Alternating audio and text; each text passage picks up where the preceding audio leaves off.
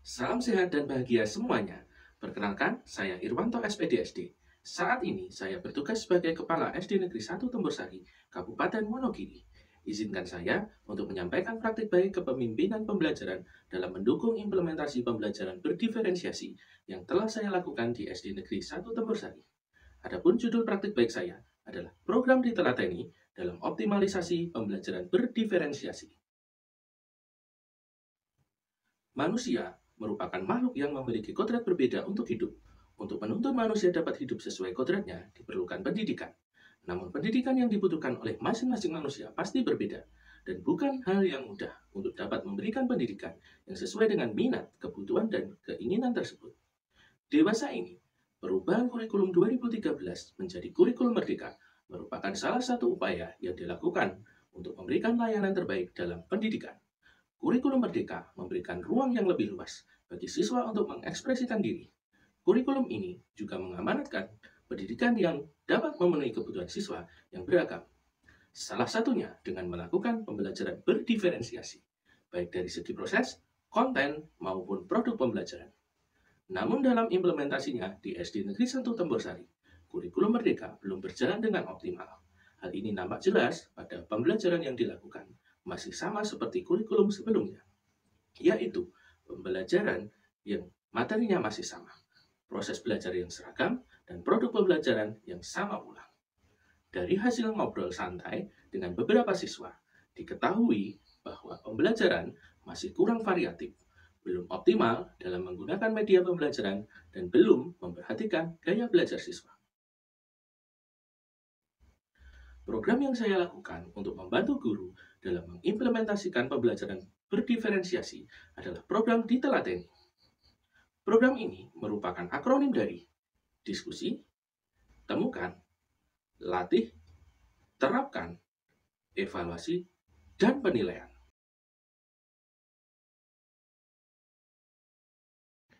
Tahap pertama dalam program Ditelateni adalah tahap diskusi. Pada tahap diskusi, kepala sekolah memulai diskusi dengan guru terkait masalah pembelajaran yang terjadi di dalam kelas, khususnya masalah pembelajaran berdiferensiasi. Pada tahap ini, kepala sekolah mengajukan pertanyaan kepada guru. Pada tahap ini, kepala sekolah juga mencatat masalah-masalah yang dialami guru terkait pembelajaran berdiferensiasi. Kegiatan diskusi ini dilakukan dalam situasi formal maupun situasi non-formal. Tahap kedua adalah tahap temukan. Pada tahap temukan, kepala sekolah membantu guru untuk melakukan analisis kebutuhan siswa. Bantuan yang dilakukan berupa konsultasi dalam pembuatan instrumen yang digunakan untuk memetakan kebutuhan siswa.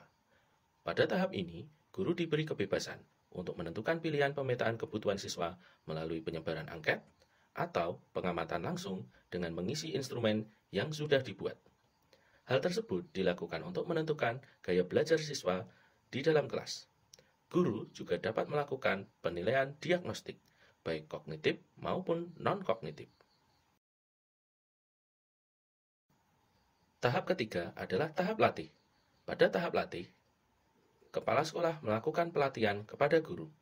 Pada tahap ini, kepala sekolah menyampaikan materi pembelajaran berdiferensiasi menggunakan media PowerPoint. Selain itu, kepala sekolah juga memanfaatkan platform Merdeka Mengajar. Kepala sekolah menayangkan materi serta video dalam topik pembelajaran berdiferensiasi. Pada tahap pelatihan ini, setiap guru diberi kesempatan untuk menyampaikan masalah pembelajaran yang dialami. Kemudian, guru melakukan diskusi atau brainstorming. Guru bersama-sama berusaha mencari alternatif solusi yang tepat untuk masalah yang dihadapi.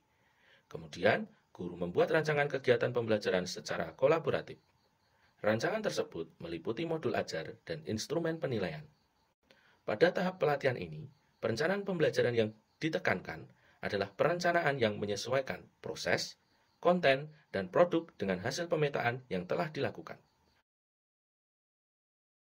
Tahap keempat adalah tahap terapkan. Pada tahap terapkan, guru menerapkan perencanaan pembelajaran yang telah disusun. Pada tahap ini, kepala sekolah mengamati kegiatan pembelajaran yang dilakukan oleh guru. Kepala sekolah juga mencatat kegiatan yang terjadi dalam pembelajaran. Kepala sekolah juga mengamati pembelajaran berdiferensiasi yang dilakukan guru dengan lembar pengamatan. Titik fokus pengamatan pembelajaran diarahkan pada proses, konten, dan produk pembelajaran. Tahap kelima adalah tahap evaluasi. Pada tahap ini, kepala sekolah bersama guru melakukan refleksi pembelajaran. Kepala sekolah memberikan kesempatan kepada guru untuk menyampaikan kesulitan yang dialami selama melakukan pembelajaran berdiferensiasi. Kepala sekolah juga menyampaikan catatan yang telah dikumpulkan selama mengamati pembelajaran. Kepala sekolah menyampaikan kekurangan pembelajaran dan menyampaikan alternatif solusi untuk mengurangi kekurangan tersebut. Selain itu, kepala sekolah juga menyampaikan kelebihan pembelajaran yang dilakukan oleh guru selama kegiatan pembelajaran. Tahap keenam adalah tahap penilaian. Pada tahap ini, kepala sekolah memberikan penilaian pembelajaran yang dilakukan oleh guru. Kegiatan penilaian ini menggunakan instrumen yang telah disiapkan. Selain melakukan penilaian, kepala sekolah juga menyampaikan peningkatan mutu pembelajaran yang telah terjadi. Kepala sekolah juga menyampaikan hal positif yang telah ditunjukkan oleh guru dalam pembelajaran. Kendala pertama yang dihadapi dalam pembelajaran ditelateni adalah kurang sumber referensi dan narasumber. Pembelajaran berdiferensiasi merupakan hal yang baru di SD Negeri 1 Tembursari, sehingga informasi mengenai pembelajaran ini sangat terbatas. Narasumber yang kompeten juga tidak banyak ditemukan di daerah Wonogiri. Namun demikian, hal yang dilakukan oleh sekolah adalah memanfaatkan platform Merdeka Mengajar. Dengan mengakses video dalam topik pembelajaran berdiferensiasi, sekolah menjadi tahu gambaran pembelajaran berdiferensiasi. Selain itu, sekolah juga melakukan komunikasi dengan pengajar praktik guru penggerak, sehingga mendapat pencerahan terkait pembelajaran berdiferensiasi ini. Kendala yang kedua adalah berkaitan dengan mindset guru. Mindset guru merupakan sesuatu yang penting dalam pengembangan sekolah maupun implementasi kurikulum. Mindset guru yang selalu mau maju akan mudah menerima hal baru. Sebaliknya, mindset yang tidak berkembang membuat segala sesuatu menjadi berhenti di tempat. Dalam hal ini, kepala sekolah selalu mengajak guru untuk diskusi bersama secara terbuka, baik secara formal maupun kegiatan non-formal. Kepala sekolah juga mengingatkan tugas pokok dan fungsi guru. Kepala sekolah juga mengingatkan tanggung jawab masing-masing guru. Dengan hal ini, sedikit demi sedikit, mindset guru berubah dan dapat diajak lebih maju dalam mengembangkan pembelajaran di kelas maupun inovasi di sekolah. Kendala yang ketiga adalah berkaitan dengan anggaran yang belum sesuai. Pelaksanaan kurikulum merdeka di tengah tahun anggaran tentunya bukan hal yang mudah. Anggaran sekolah yang telah direncanakan oleh sekolah sudah dibuat sejak awal tahun, sedangkan perubahan kurikulum baru muncul di tengah tahun anggaran. Hal ini memunculkan ketidaksesuaian anggaran. Oleh karena itu, langkah yang dilakukan adalah merencanakan perubahan anggaran untuk mendukung implementasi kurikulum merdeka. Untuk dukungan anggaran yang lebih optimal akan direncanakan pada tahun anggaran berikutnya. Kendala yang keempat berkaitan dengan keberagaman guru. Keberagaman guru juga merupakan faktor yang menjadi tantangan. Dengan komposisi guru kelas yang terdiri dari 2 PNS, 2 P3K, dan 2 GTT, secara tanggung jawab seharusnya sama, yaitu sebagai guru kelas. Akan tetapi, dengan hak yang diterima masih timbang, maka sekolah tidak dapat menyamaratakan beban yang harus ditanggung masing-masing guru.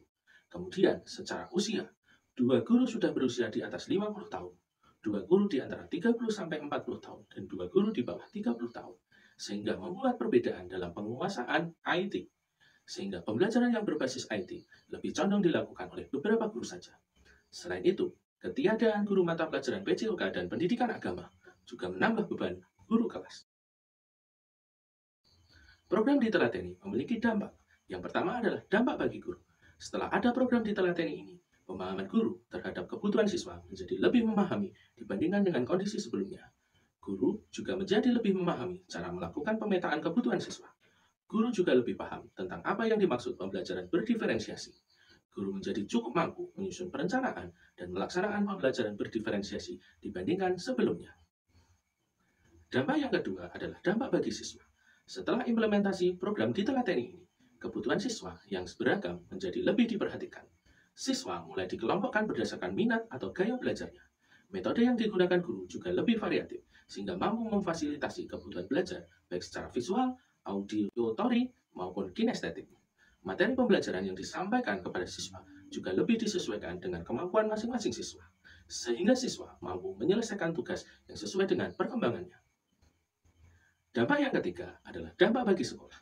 Setelah program ditelateni ini dilaksanakan, implementasi kurikulum merdeka cenderung lebih baik dari sebelumnya, dengan adanya pembelajaran yang menyesuaikan dengan kebutuhan.